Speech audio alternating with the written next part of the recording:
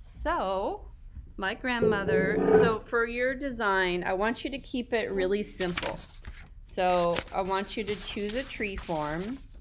You don't have to pick a specific tree. I picked the avocado tree because my grandparents had an avocado tree growing in the backyard I think my grandpa planted it when my mom and my uncle were kids. And so by the time they both passed away and we sold the house, this tree was huge. And I've never eaten avocados this good in my life. It was so good. So, anyways, this is not a picture of their tree. This is just a picture I found off the internet. Their tree was actually much bigger and taller, but I wanted to see the avocado leaves and get a sense of like the shape of the tree. So that's why I printed that out. You guys don't need to print images. You can just pull them off the internet and have them in a file on your computer and use them as reference. I recommend that you do this because it actually gave me a lot of ideas. And then you have to have a central figure. So this is a picture of me and my grandma. You can see the resemblance, mostly the nose. This is also the same grandma that I have a sculpture of in the classroom. So you might have seen that as a sixth grader. So she's going to be the central figure. And I'm going to make a figure of her kind of at the base of the tree. So I have a photo of her. She also had a really big rose garden in her backyard. She had a green thumb. She grew African violets and roses. So I chose two different roses. This one's a yellow rose, and this one's one of those pink and white roses. So I might make both, or I might just choose one. And then she always had parakeets.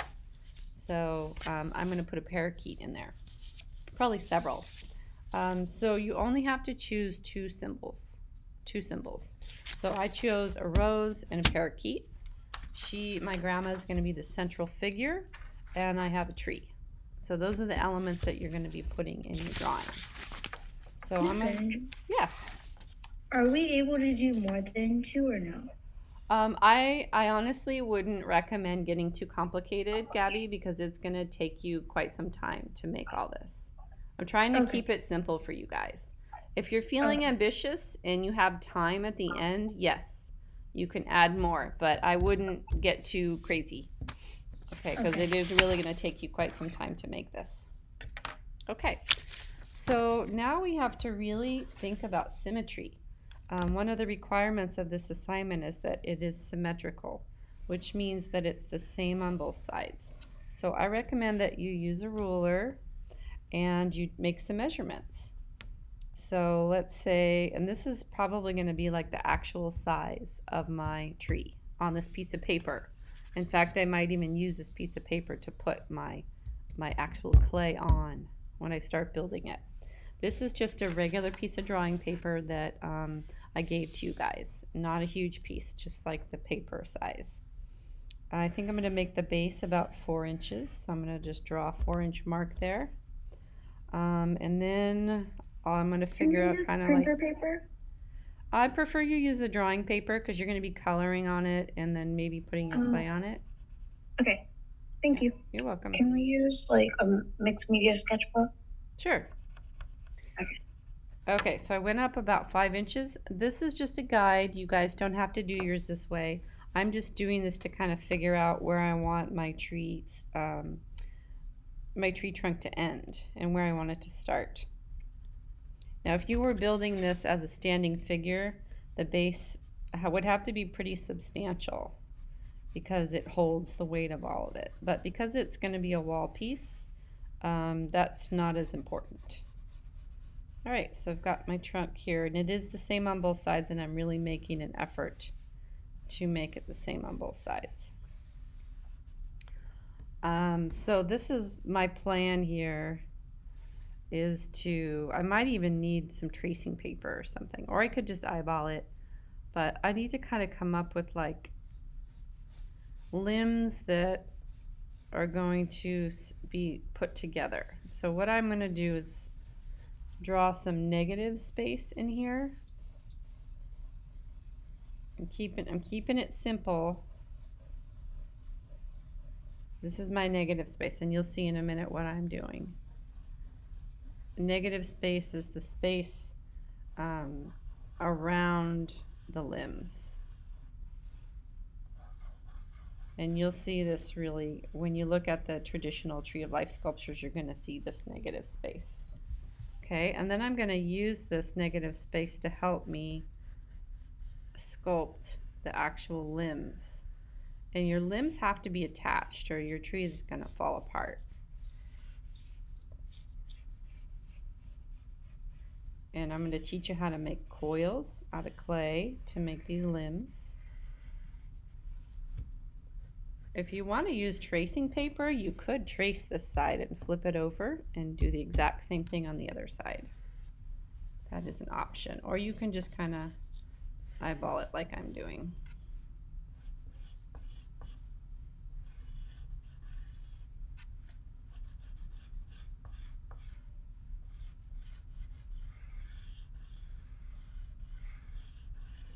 Okay, so now I have my tree limbs here, and I can get, you know, a little bit fancier with these shapes too. They don't have to remain circles. I can make it look a little bit more like a tree limb.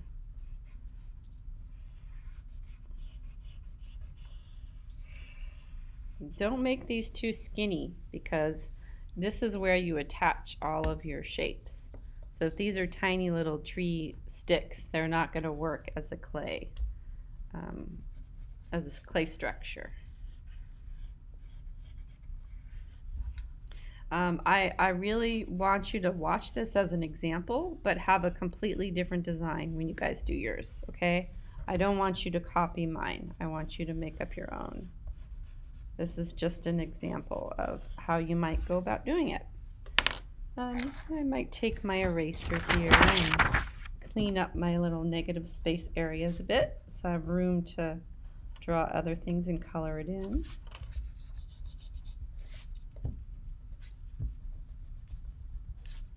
I'm going to give you guys class time today to work on this and all class time next week. I mean, sorry, Thursday. What day is it? All right, so I'm just cleaning up my lines here. So I have room to draw all the other things and color. I don't really need this center line anymore, so I'm going to get rid of that. Now that I have my tree drawn in nice and symmetrical, I don't need those anymore. Okay, so now I need to figure out, well, what do I want Grandma to look like? What is she doing? What is she wearing? All of those things. Keep in mind you're sculpting this, so you know it doesn't have to be too complicated. I could make her into a skeleton and dress her like she would dress, or I could sculpt her as a human. It's really up to me what I want to do. Trying to think, she was a ballroom dancer too, so I could put her in like a traditional ballroom dancing costume or dress, which is neat, would be kind of neat because she used to make them. She would make her own dresses. And I actually have one of them. She gave me one before she passed. And I think my mom also has one as well. So it might be kind of neat to make her a skeleton and then put her in that dress. So I think that's what I'll do. So I'm going to just kind of sketch it out here. So this would be the torso. Again, this is going to be symmetrical. This would be her head. This would be kind of like her hips. And then her legs. And she might be kind of in a dancing position. You see a lot of examples of skeletons enjoying life, celebrating, dancing, eating, partying, or just maybe doing the everyday things that they would do in their life. Yeah, she loved to ballroom dance with her and my grandpa were actually competitive dancers. She was much better than he was, but we don't talk about that in our family. But he went along with it and he did his best. But she was really the star. Okay, so I'm going to make this part the skeleton. And then I'm going to put her in that fancy, I'm going to give her the ribs here, right? This is just a sketch. They don't have to be perfect. And I'm going to put her in the ballroom dress, which is actually really big and fluffy. And had all this like fancy fluffy stuff here, and They were really bright colors, which I think will go well with this. The one that I have is bright orange and green, and you could tell she made it in the 70s because they were very 70s colors. Yeah. Doesn't matter where we put our figure. I'm sorry, Lauren, can you repeat that? Doesn't matter where we put our figure. I want your figure in the center because they're the subject. That's sort of a Like traditional. at the trunk or like in the center of the tree. You could put them up higher. Anywhere in the trunk would probably be fine. I mean, if you have time, you can make extra things out here, but really traditionally the subject is in the center at the base, or if there's two subjects, then they're on either side. Okay, so now I have to figure out what I could put things down at the bottom, and I have to kind of figure out where I want the rest of these things. And I don't have to keep things in proportion to her. If I wanted to, I could make the birds much bigger. I could put them on the tree like they were like realistic sized birds on the tree. So give me 1 second, you guys. I have to put a Band-Aid on my finger.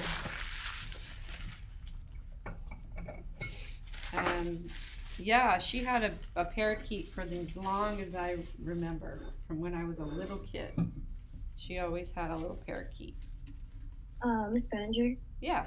I able to make mine into a pine tree, or is that like do I have to follow like the same steps? I guess so, like more of a rectangular, I mean not rectangular, triangle tree. Yeah, yes, because of the structure of the clay. Okay. You can turn it into. I'll show you how I'm going to try to make this look a little bit more like a avocado tree, which is what you can do for your pine tree. My grandpa lived in Washington, and it was like pine trees everywhere. That's awesome. Yeah, that's exactly what I want you to do. I want you to really make personal connections to what you're drawing. Okay, so now I have to think about where do I want this little bird. It has to be symmetrical, so there has to be two birds. I think I might put them like maybe right here, right in the middle. Maybe sitting like right on this area. And they because it's symmetrical, they have to be facing the same direction. And remember, there's no back to your sculpture. It's going to be mounted on the wall. So everything is three-dimensional, but it's going to be flat on the back. So you have to put things in the front. So here's my little guy. She passed away 3 years ago, and my uncle now has her bird, and he's trained it to be outside of the cage, and he walks around with it on his shoulder. Which is real sweet because, you know, it just reminds him of his mom to have that little bird still. Okay, so these little guys are on there communicating with each other. And I'm going to teach you how to make these things all separate. Let him be a little bigger.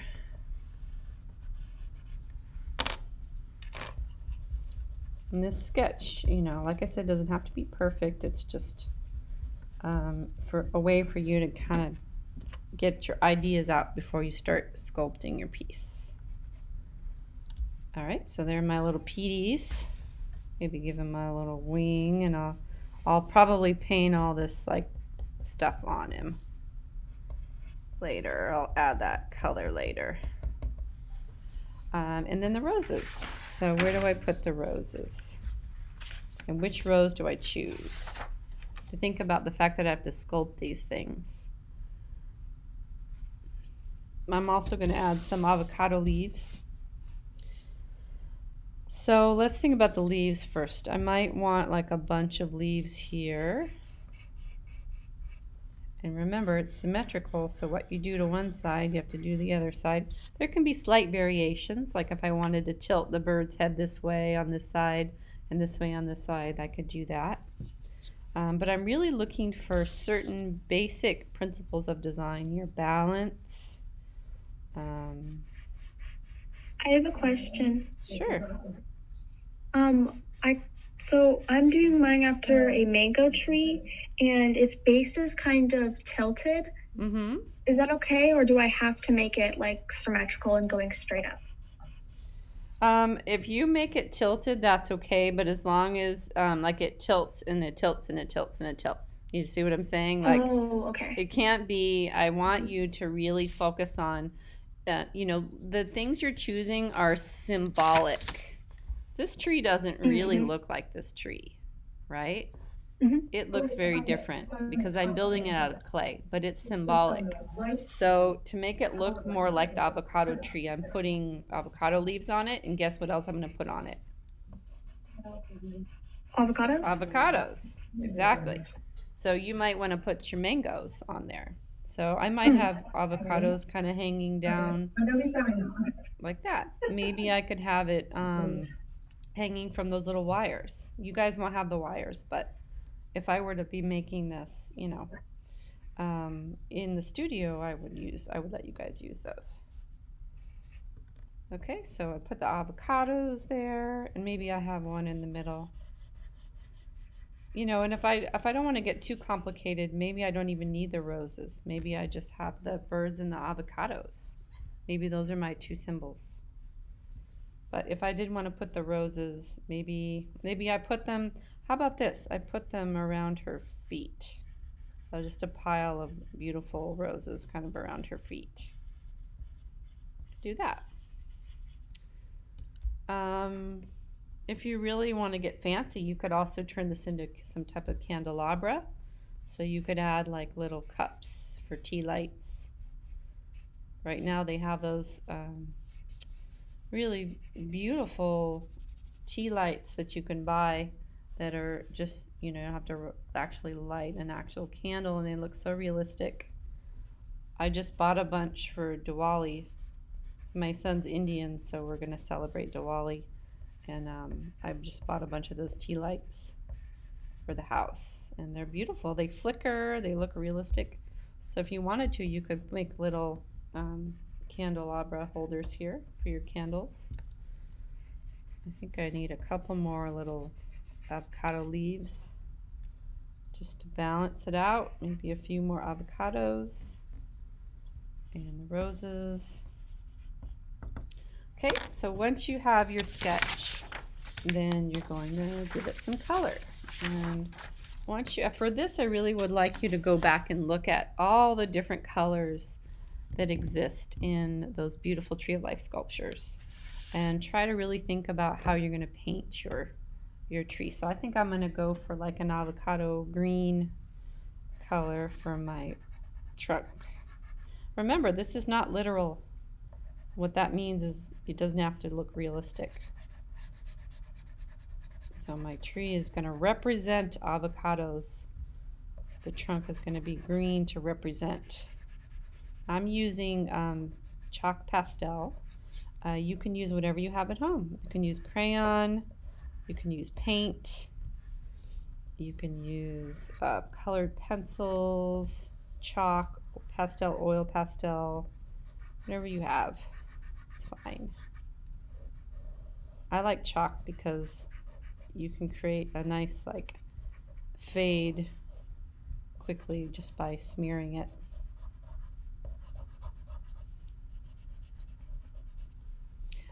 So as I'm working on this part for a minute or two, you guys want to share with me? Does anyone celebrate Dia de los Muertos?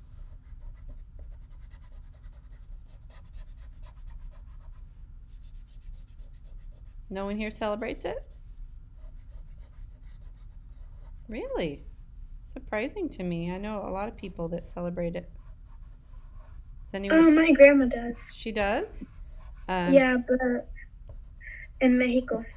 And who is speaking? Julieta. Julieta. And who does she make her altar for, Julieta? My uncle. Your uncle? Passed away. Okay.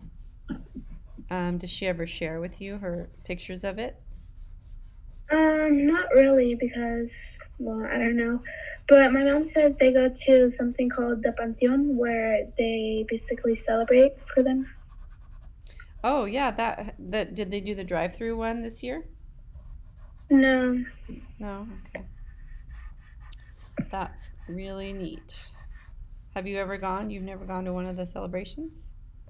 no, but we were planning to, but we couldn't because of this Yeah, coronavirus. gotcha. Thank you for sharing. Has anyone ever in the past been to a celebration and maybe in town? Okay, so it sounds like this is kind of a new thing for most of you to learn. I think I have in like when I was really little with my mom and my family. Okay. Yeah, but I don't really remember a lot of it though. Yeah. Well, ask your family about it for next year then. Maybe if we're still distancing because of COVID, then you can do the drive-through version of it. And if not, you can actually go and walk around and look at the altars. I had a friend, and a local artist actually. His name's Nathan Cordero. He passed away 3 years ago, and we created at one of the Dia de los Muertos events. We made an ofrenda for him. I'll share you pictures of it with you guys if you want. I have to go find them, but maybe next class I'll share. But it was really very, very therapeutic to make that for him because we talked about him all day. We reminisced, we told stories, we had a party afterwards with all of his friends and his wife, and we shared all the things we loved about him. So it was a beautiful thing. We celebrated his life. Okay. So I would spend more time on this, but I want you guys to have a little bit of time to at least come up with an idea and gather up some images before the end of the period. Okay? So I would continue this. To turn it in, I would have it full color.